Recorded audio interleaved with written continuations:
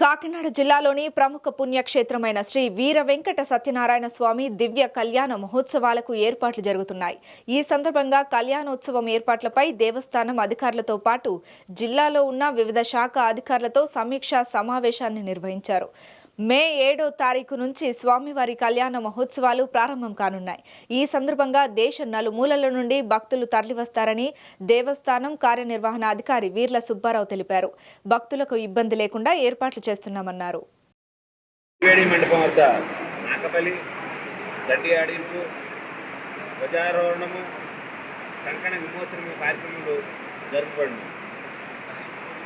ఆఖరి రోజు 13వ తేదీ మంగళవారం వైశాఖ బహుళ పాఠ్యం రోజున రాత్రి 7:30 నిత్య కళ్యాణ మండపం వద్ద శ్రీ వీరవెంకట సత్యనారాయణ స్వామి వారు మరియు శ్రీ అనంతలక్ష్మి సత్యవతీదేవి అమ్మవార్లకు శ్రీ పుష్పయోగ మహోత్సవములు ఘనంగా జరుగును.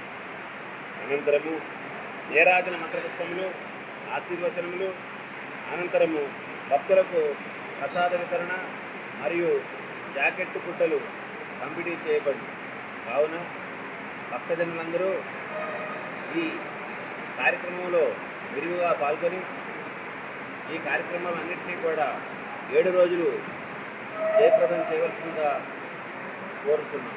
సార్, ఎంతమంది భక్తులు వస్తారని చేస్తున్నారండి? భక్తులు ఎంతమంది వస్తారని అంచనా వేస్తున్నారు?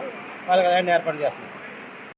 మా సిబ్బంది 650 మంది కాకుండా అదనపు సిబ్బందిని కూడా ఏర్పాటు చేసుకోవడం జరిగింది.